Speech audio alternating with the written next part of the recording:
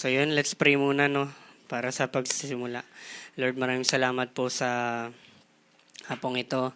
Kami po dinako nyo dito ng ligtas, bawat isa. I pray, Lord God, ang inyo pong salita magkaroon po ng power sa amin bawat isa. Bigyan niyo po kami, Panginoon, ng pagkilos. Amin pong hiniling ang pagsama ninyo, Panginoon, presensya ninyo sa amin, Panginoon. Na, Panginoon, magkaroon po ng reminder, Lord God, ang mga kapatiran namin kabataan, Lord God. Ano man ang ginagawa nila ngayon, Panginoon, samahan niyo po sila, bigyan niyo po sila, Panginoon, patuloy ng pagkalinga ninyo. Panginoon, iparanas niyo po sa kanila, Panginoon, na ikaw po ay naririyan. Kahit hindi man po kami physical na nagkakasama-sama ngayon, pero Panginoon, alam po namin na ikaw po ay gumagabay sa kanila. Panginoon, ikaw lang po ang managumpay. Ang mensahe po ninyo, Panginoon, ang maging sentro, ang inyong pangalan, ang inyong pong kadakilaan, ang kaluwalhatian ninyo. So, ito lang po ang aming panalangin sa pangalan niyo po, Panginoong Jesus. Amen. Amen. So, ngayon itong background makita natin. Kumbaga, unang slide. Parang ang gandang, ang ganda pagmasdan. Hindi yan sa Laguna. Kuha ko lang yan sa Pinterest, sa Google. No, parang pagka ganito yung scene, dapat hapon siya, sunset siya, sunset, palubog na yung araw. No, parang ang sarap sa pwesto na to. Nakatayo ka lang diyan. Tapos pinagmamasdan mo yung yung kalangitan, pinagmamasdan mo yung mga grass, pinagmamasdan mo yung ulap. Ang sarap, parang peaceful, di ba? Napakapayapa ng senaryo na iyan. Kasi kapag tumanda kayo, tsaka nyo ma-observe ang nature. Kasi nung kami ay bata, lang kami sa mga malilit na bagay, napopokus kami sa bagay na nakapag-stimulate ng aming mga pleasure, no? Pero habang tumatanda ka, doon mo ma-appreciate ang kalikasan. Kaya maraming matatanda, nagmamasid-masid na lang. Kaya kapag napansin ninyong nakatulala na lang sila sa isang scenario, sa isang scene na ito, di ba? Yun na yun. Yun ang meaning nun. Ang sarap lang, no? Siguro, pagmasdan na lang natin to ng mga 50 minutes, yun na yung message ni Lord. No, pero hindi, joke lang. Ang sarap lang talaga. Imagine niyo talaga nandiyan kayo sa kinakatayuan na yan. Ang sarap sa pakiramdam. So sige, reveal na natin yung title ng preaching today. Closer. Basahin nga natin, 1, 2, 3. Closer, no? Etong Closer, hindi ito yung kanta ng Chainsmoker na talagang kinaaliwan namin noong 2016. No, yun. Summer vibes kasi tong Closer na kanta ng Chainsmoker. Pero yan, bakit kaya Closer? Malalaman natin bakit Closer. So next natin. Ito. Minsan mo na bang na-feel na out of place ka or di ka belong sa isang grupo ng tao? Mali. Wait lang. Parang di kasi patanong yung tanong ko. Minsan mo na bang na-feel na out of place ka or di ka belong sa isang grupo ng tao? Hindi ko masasagot yan. Kayo makakasagot niyan, yes or no. Or should I say na andyan ka naman, pero parang wala ka. Ganun. Yung ganun. Parang nandiyan ka naman, pero parang wala ka. Ang lapit mo lang, pero parang ang layo-layo mo. Ayan yung sinasabi ni Pastor Doming na black logic. Pero hindi. Totoo yan. Di ba? Ulitin natin yung kaninang slide. Di ba? Or should I say, andyan ka naman, pero parang wala ka, ganun. Tapos, ang lapit-lapit mo na, pero ang layo-layo mo. Next. Connected ka naman, pero parang hiwalay ka, ganun. Di ba? So, some of us nakaranas na ng ganyan, ng feeling out of place, ang layo mo, hindi ka connected.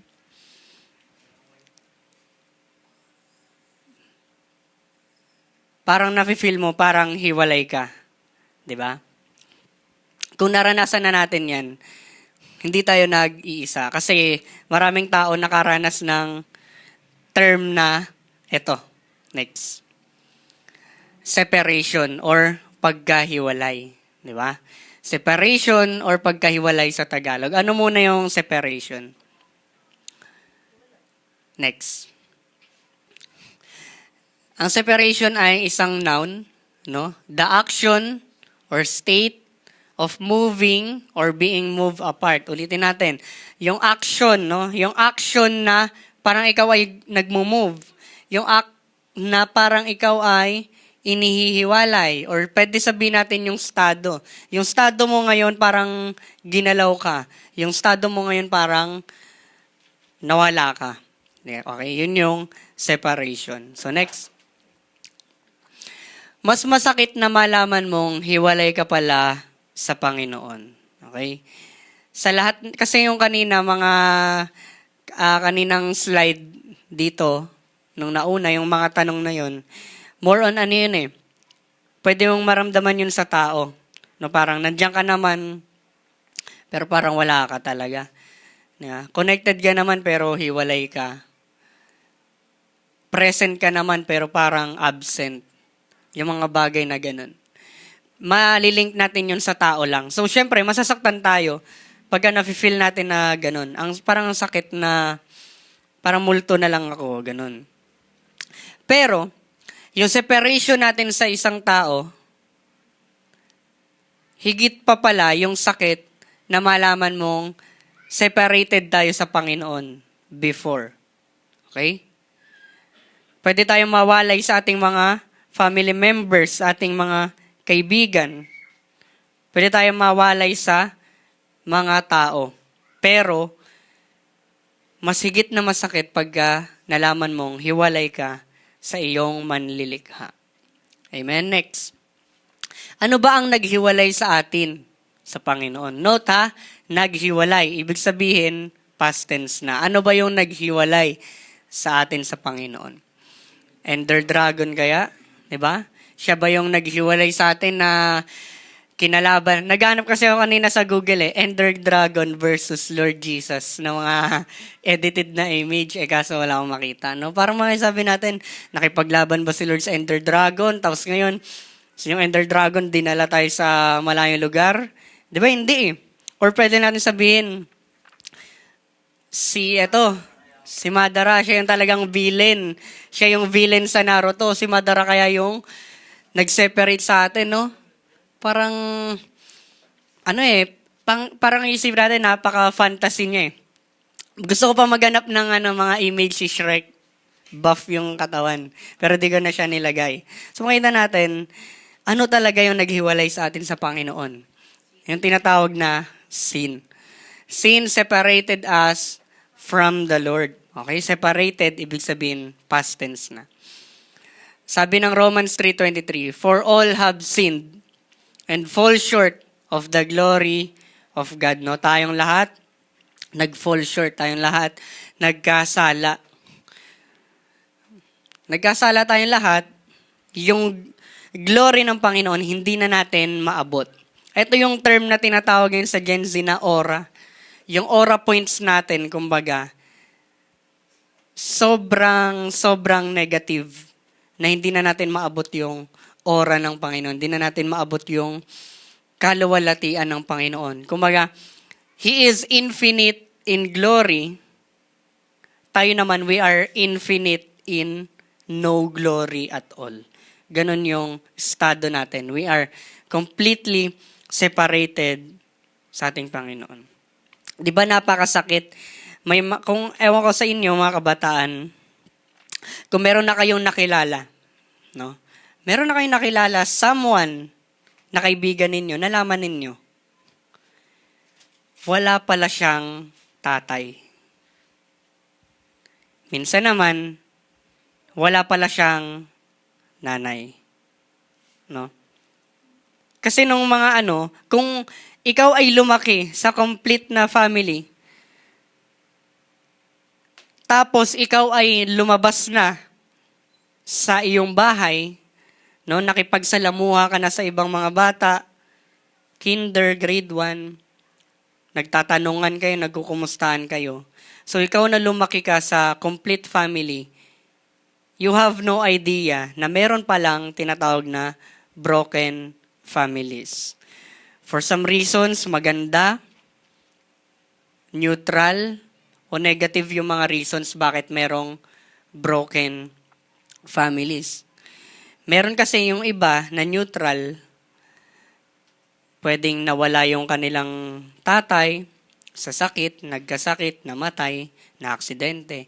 Pwede naman yung nanay nila, ganun din yung pwedeng naging reason. Pero yung negative na scenario is may nangyaring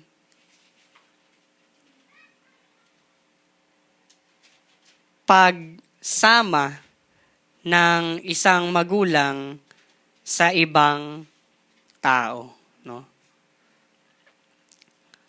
Siguro, yung batang iyon na lumaki sa complete family, nagulat siya. Siguro nagulat siya nung sinabi ng kanyang kalaro, kaibigan, nung siya ay grade 1 or kinder,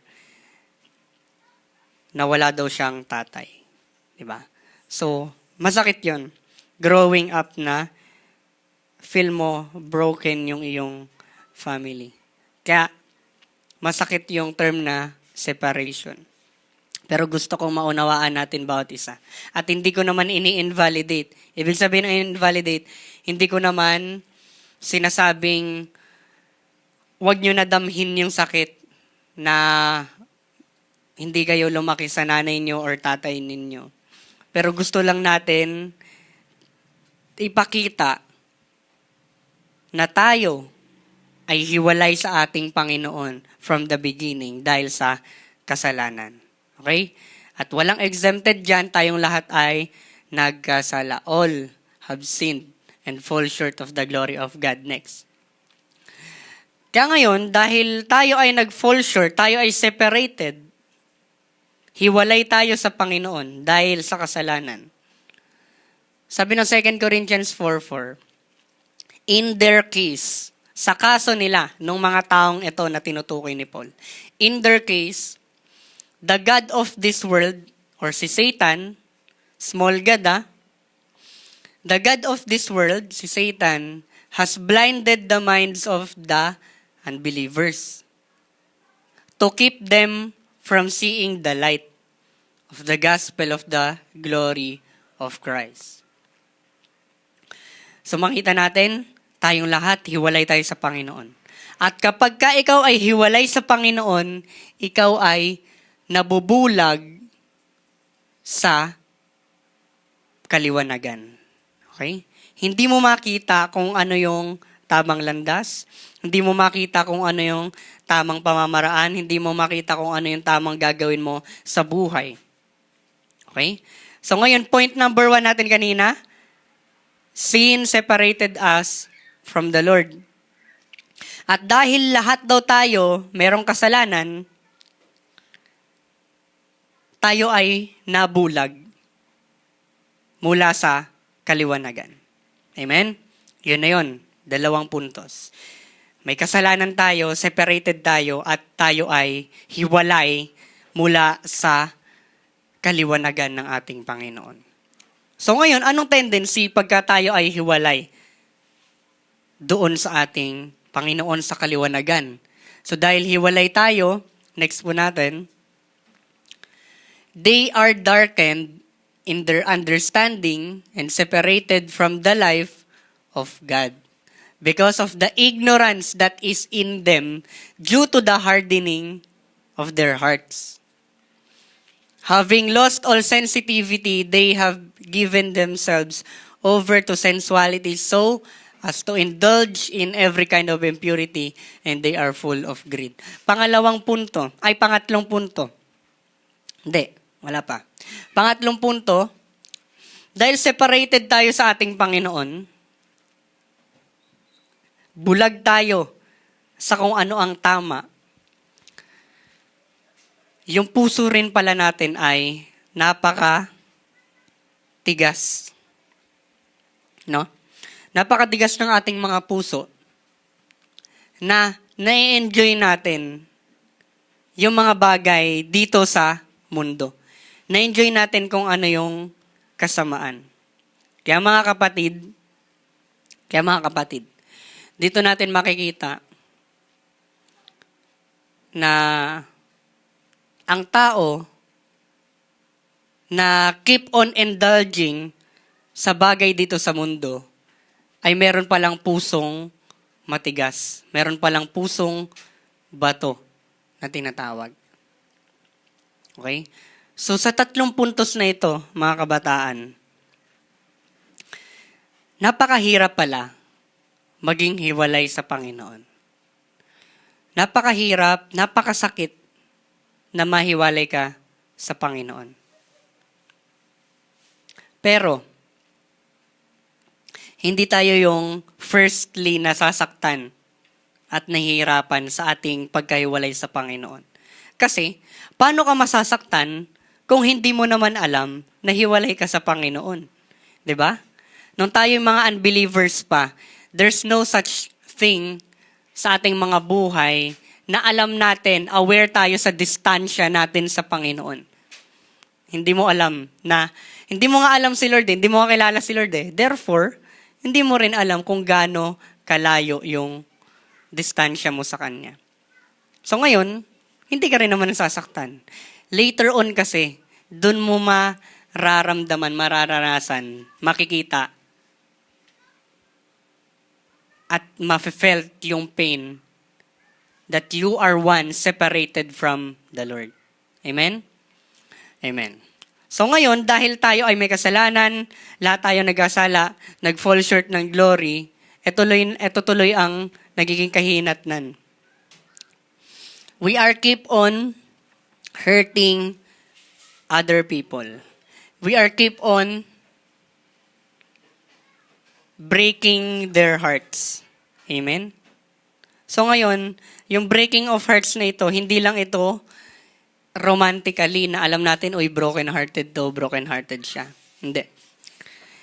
Dahil sa kasalanan, marami tayong nasasaktan na mga tao. Dahil sa kasalanan, marami tayong nababasag na mga puso. But firstly, hindi tayo aware na nababasag pala natin ang puso ng Panginoon. Bago mo pa man masaktan yung ibang tao, ang Panginoon yung una mong sinaktan. Ganun pala kabigat yung sin. Ganun pala kabigat yung being separated.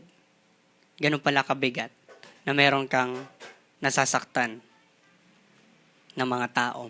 At higit sa lahat, sinasaktan mo ang Diyos. Amen? Kasi kung tatanungin natin, wala namang matinong tao na magsasabing, gusto kong manakit. Walang taong matinong ganun. Di ba? Na gigising ka sa umaga, ang primary goal mo, ang goal mo talaga, sasaktan ko yung kalaro ko ngayon. Susuntukin ko siya. Sipain ko siya. Wala namang ganong tao, di ba? Dahil sa kasalanan, nabulag tayo sa katotohanang masakit ang pagiging hiwalay sa ating Panginoon. Pero mga kapatid, mga kabataan, eto yun. Next. We are now then corrupted by our sin, consistently hurting each other. Diba? Next. The gap of our distance from the Lord was infinite. Ito yung sinasabi ko sa inyo kanina. Ano yung gap? Ibig sabihin ng gap, yung pagitan sa distansya mo kay Lord ay infinite. Okay? Pag sinabi nating infinite, walang katapusan. So makikita natin, ito na yung core, ito na yung pinaka-climax ng preaching na ito, mga kabataan. Yung distansya natin sa Panginoon.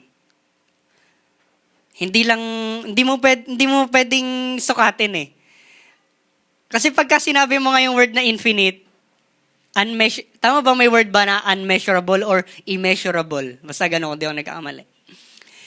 Pagka sinabi mong infinite, immeasurable, hindi mo masusukat yan. So pagka sinabi natin, ang pagitan mo sa Panginoon, malayo. Hindi. Hindi mag-fit yung word na malayo. Okay, sige, pataasin natin. Ang distansya mo kay Lord ay napakalayo.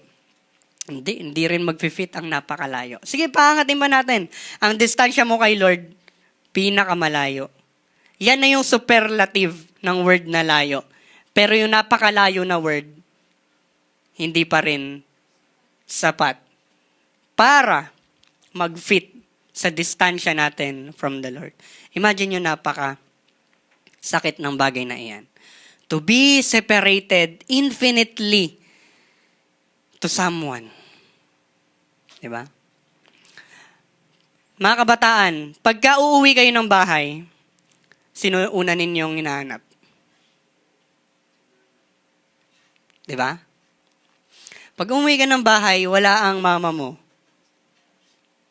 Wala magulang mo. Magiging ano ka na kagad? Magiging worried ka na kagad. Diba? Makikita natin kasi, sa mga tao pa nga lang ayaw natin mahiwalay sa kanila. Paano pa kaya sa Panginoon? Diba? Kaso nga lang kasi, ulitin ko. Hindi natin alam before nahiwalay tayo sa Panginoon. Wala tayong idea. Wala tayong pake. Okay? Yun na yung word. Hindi mo kilala si Lord, wala kang pagkakaalam kay Lord. Hindi mo alam na malayo ka pala kay Lord. Sobrang layo. Okay? Si Lord lang yung nakakaalam ng distansya mo sa Kanya. Okay? Next. Alam ko na narinig nyo na yung term na ito. Pabasa nga. 1, 2, 3, go. Di ba? Alam ko, lahat na yan, narinig natin yan. Nothing is impossible. Sa Tagalog, walang imposible. Mga kabataan, gusto ko, okay? Gusto ko kapag maririnig ninyo or mababasa ninyo yung phrase na ito, nothing is impossible. Okay? Yung distansya kasi natin sa Panginoon, that is the very impossible thing to be restored. Tatagalugin ko, yung distansya natin sa Panginoon, yun lamang yung tanging bagay na imposible pang maibalik. Okay? Naintindihan niyo yun? Yung pagiging hiwalay natin sa Panginoon, hindi na siya maayos. May term ba na unfixable? Parang walang ganong term, no? Pero yun yung term. Hindi siya maayos, hindi siya mare-restore. Imposible. Okay? Imposibleng maayos. Imposibleng mapalapit tayo sa Panginoon. That is how big, that is how heavy the weight of sin. It separates us from our Creator. Diba? At gusto ko mga kabataan, pag narinig natin yung nothing is impossible, yun yung maaalala natin. Yung gap, yung distansya natin from the Lord, He made it possible. Next natin. He has made the impossible possible by giving us His only Son. Okay? So ngayon, ito yun. He has made the impossible possible by giving us His only Son. Yun na yun eh. The message is this. Yung pagbigay ng Panginoong Ama, ng Panginoong Jesus for us, impossible siyang mangyari. Sobrang imposible siyang mangyari. But, He made it possible for you. Amen? So ngayon, tapikin mo yung katabi mo. Ganun ka kahalaga.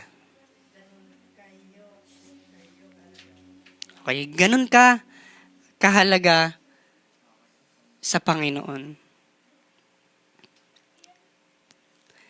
How do we put it this way? Meron kang piso nalaglag sa imbornal.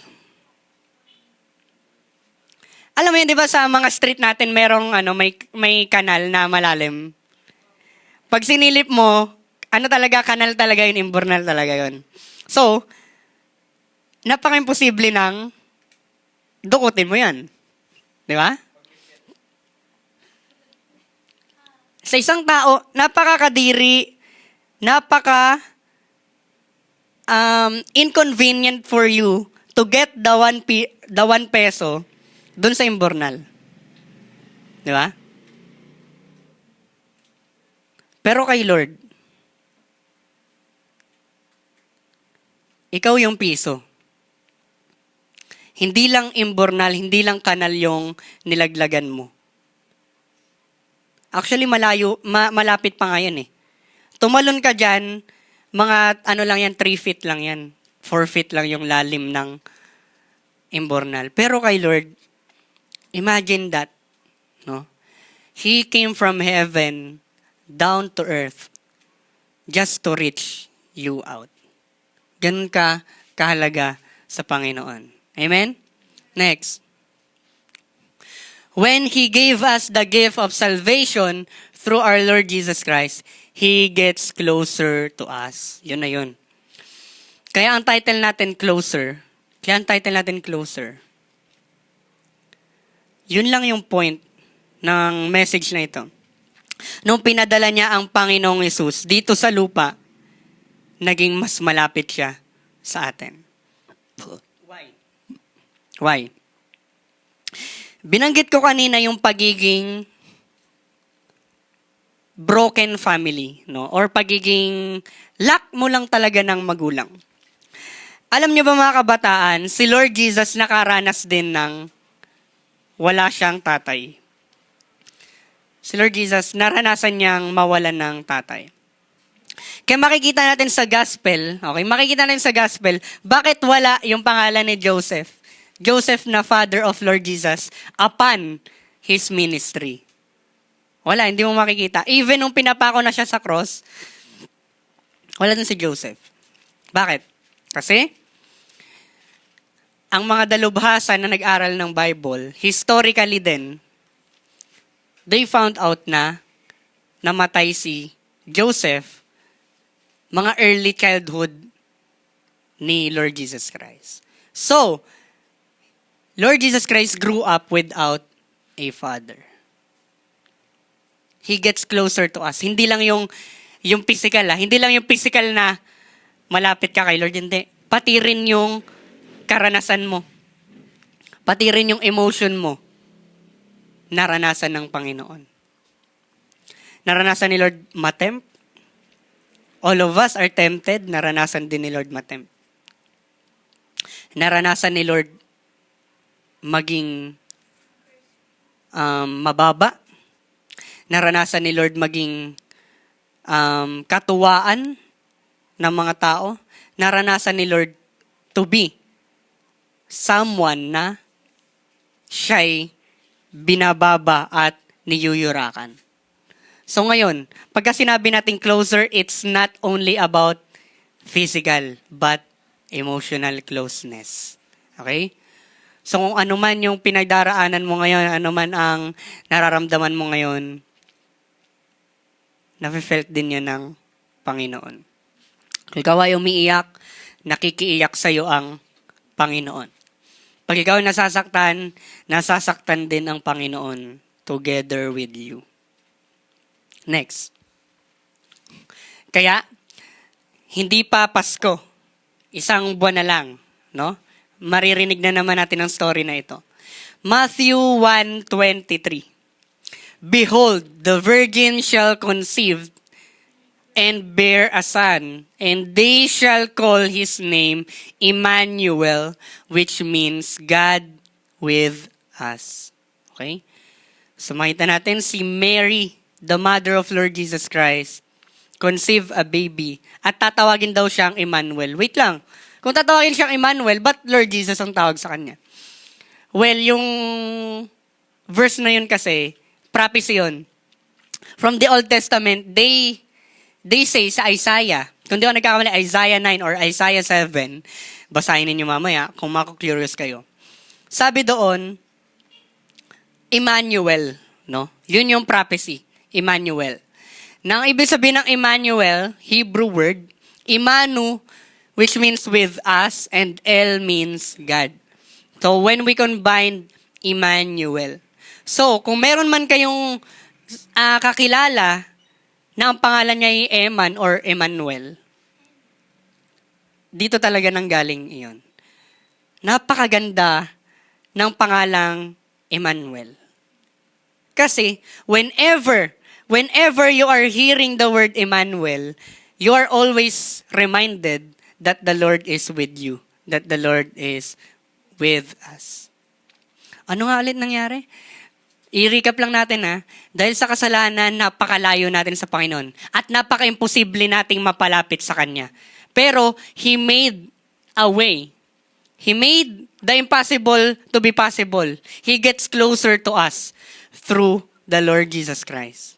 God is with us. Sabi mo sa katabi mo, God is with us. God is with you. God is with you. Napakasarap sa pakiramdam. Nakaka-encourage, mapakinggan that the Lord is with you. Kasama mo ang Panginoon. Next. Kaya sabi ng Ephesians 2:13, but now in Christ Jesus our Lord, you who once were far off have been brought near by the blood of Christ. Ulit nga natin. You who once were far, noon daw na malayo, have been brought near. Inilapit ka sa pamamagitan ng dugo ng ating Panginoong Hesus. So kung kayo ay nagme-memorize ng mga Bible verse, napakasarap ma-memorize ng verse ito. Ephesians 2:13. Lagi ka mapapaalalahanan. Self, ako ay malayo before.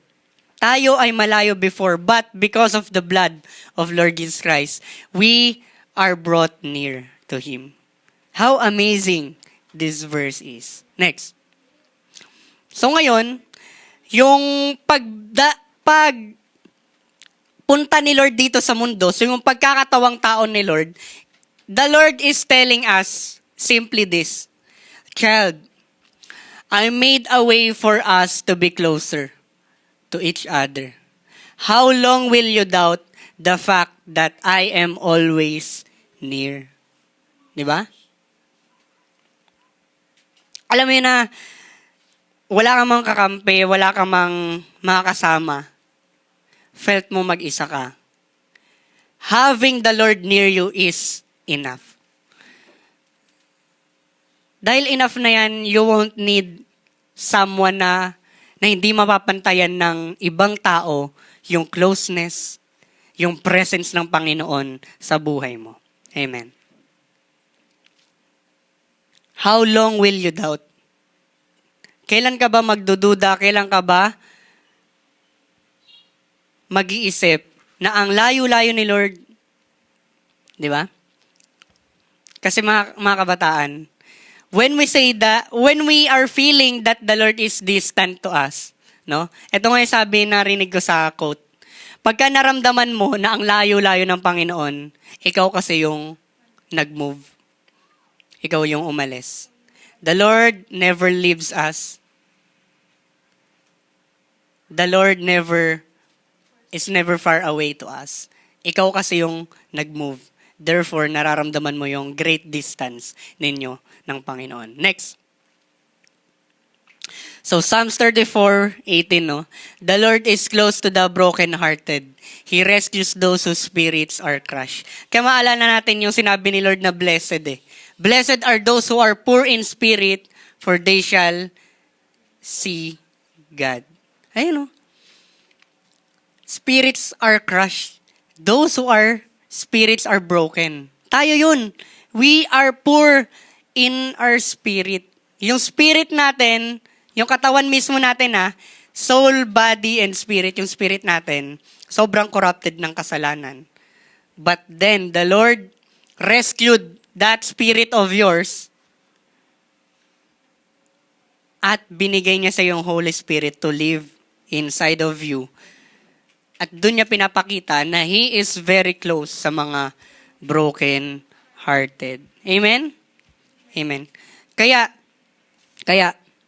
pagka mararamdaman natin, no, lalong-lalo na ito kasi when we are feeling broken, when we are feeling broken, immediately ang unang nararamdaman natin, ang layo-layo na ni Lord. No.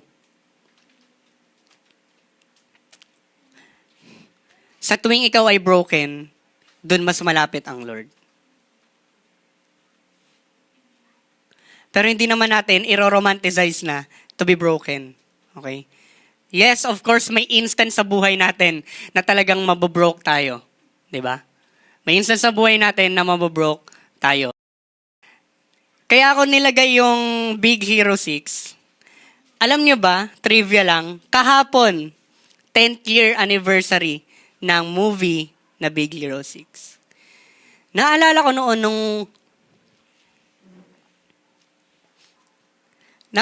nung bata ko. So 10 years, no? Ano ngayon? 2024.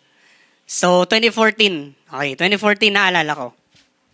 Noong 2014, naalala ko, binibilan kami ni Papa ng DVD. Nakakita pa ba kayo noon yung CD na bilog? Wala pa kasing nun. May YouTube na noon, may mga streaming naman online, pero hindi pa siya ganun ka-accessible sa amin. Lalo na't wala pa kaming wifi nung mga time na yun. So, nung bata kami, ano nangyari? Kapag may mga latest movie na nilalabas, cartoons, lagi-lagi yan. Sinasama ako ni Papa, pumupunta kami doon sa Tiangge, o sa palengke, bumibili kami ng mga cartoon movies doon. Kaya doon yung malalaman, bakit tayo nag-youth movie fellowship? Kasi sa amin ni Kuya, we love movies. Kasi yun yung pinanggalingan namin. DVD, nanonood kami mga DVD doon. And, yung Big Hero 6, nakailang ulit ko na ng panonood yan. Hindi ako nagsasawang panoorin yan. So, no? No, napanood na natin to sa Youth Movie Fellowship Kung wala kayo noon, maybe mapanood ulit natin siya someday, no? Pero grabe kasi yung impact ng Big Hero 6 na naiko-connecta natin ang Gospel of Lord Jesus Christ. Next.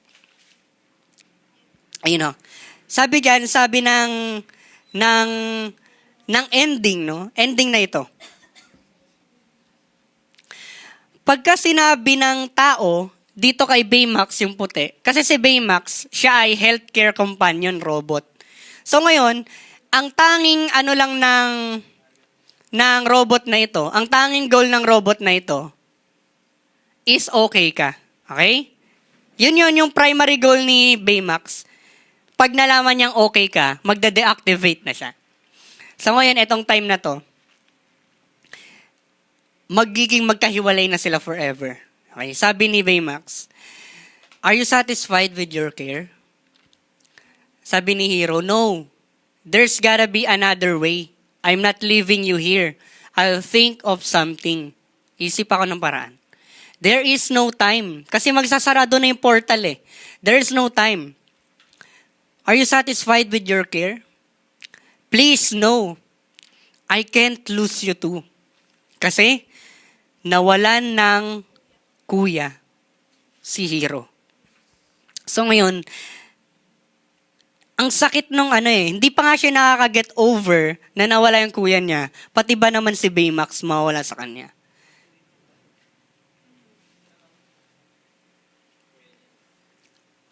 Sabi niya, "I can't lose you too." Umiiyak na si Hero this time. And sabi ni Baymax, "Hero, I will always be with you." At doon na sila nag-iyakan and then boom, nag-separate na sila. So ngayon, bakit ko siya nilalagay? 10th year anniversary nga ng Big Hero 6. And then, connected sa message, no? Ano nga yung title? Closer. Mga kabataan, ma-appreciate mo lang yung ginawa ng Panginoon sa buhay mo kapag ka nalaman mo kung gaano kalayong distansya yung tinawid niya just to get you. Doon mo lang ma-appreciate na ganun pala katindi yung separation ko kay Lord. Ganun pala kalayo, kahirap, kaimposible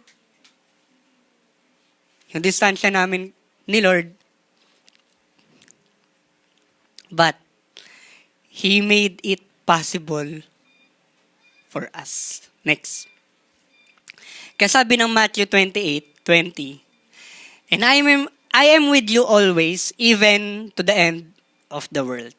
Amen?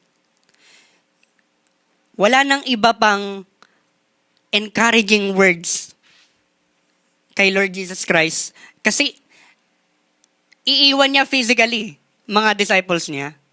Wala nang mas encouraging words pa na sinabi ng Panginoon. Kasama niyo ako, even to the end of the world. Amen? Amen. So ngayon, mga kabataan, maybe hindi nyo pa truly maunawaan yung ating sinasabi, but someday you will get there. Someday you will get there na mas ma-appreciate ninyo yung salvation, mas ma-appreciate ninyo yung ginawa ni Lord. Pagka sinapul ka ng katotohanan ng napakalayo, great distance natin sa Kanya. Kaya ngayon, bilang conclusion, panoorin natin yung video na ito sa dulo. Click mo lang, kuya.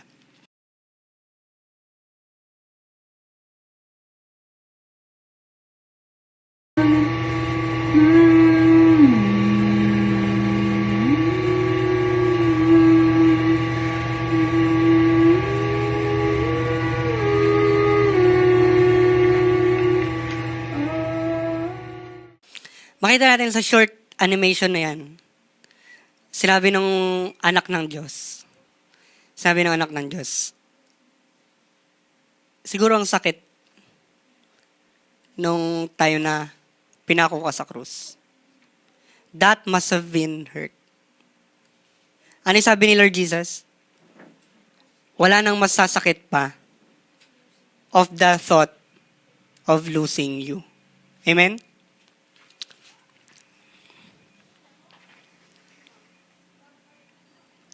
Kaya makikita natin pagkausapang gospel, wala nang mas karapat dapat panaluha na ibabagsak.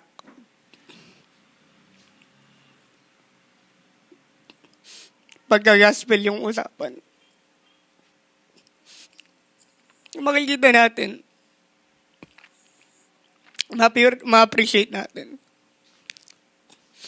Ganun pala yung sakit na pinagdaanan ng Panginoon. Pero wala nang masasakit pa pag inisip ng Panginoon na malayo ka sa Kanya. Wala nang masasakit pa, dumudurog sa puso niya pagka iniisip niya na hindi ka niya makakasama sa langit. Diba? Ganun ka unconditional yung love ng Panginoon sa atin. Sinasabi niya, anak, kailan pa ba tatatak sa isip mo na I am with you always? Kailan ba tatatak sa isip mo that I am near? Kailan ba tatatak sa isip mo na ginawa ko na ang lahat ng mga paraan just to get you, just to reach you out? Diba? Kaya yun yun lang yung central na ng preaching na ito. Ang title, Closer. Because He made the impossible possible just to get us closer to Him. Amen. So tayong lahat and let us pray sa closing prayer.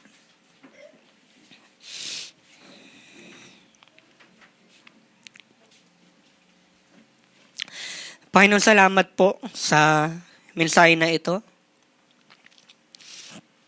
na nire-remind niyo po ulit kami, binabait niyo po ulit kami sa good news, sa gospel. Maraming salamat po, Panginoon, sa ginawa ninyo on the cross. Salamat po, Panginoon, sa bigati na napagdaanan ninyo. Dahil iniisip niyo po kami. Panginoon, salamat po. Dahil pagtapos niyo pong mamatay after 3 days, pagmulat po ng inyong mata, ako agad yung iniisip ninyo. Kami agad yung iniisip ninyo. You're saying na, anak, finally, we are close. Anak, finally, there's no distance sa ating dalawa. Anak, finally, we can be together. Anak, finally, there's no thing to separate us again. Salamat po, Panginoon, sa mensahe na ito. I hope na maging makapangyarihan po ito, Panginoon, sa mga nakarinig. Panginoon, niloob niyo po ang message na ito para sa kanila. Bigyan niyo po kami, Panginoon, ng kalakasan always. And Panginoon, meet us on the midst of our doubts. Mga doubts namin na nagsasabing, ang layo mo na, Panginoon. Meet us where we are right now, Panginoon. And comfort us through your word. Sinasabi mo, I am with you always, even to the end of the world. Kaya Panginoon, sa iyo po lahat ng pasasalamat from all you've done. Sa iyo po lahat ng kaluwalhatian. Ikaw po ang aming pinapasalamatan sa hapong ito. Sa pangalan niyo lang po, Panginoong Jesus. Everybody will say, Amen.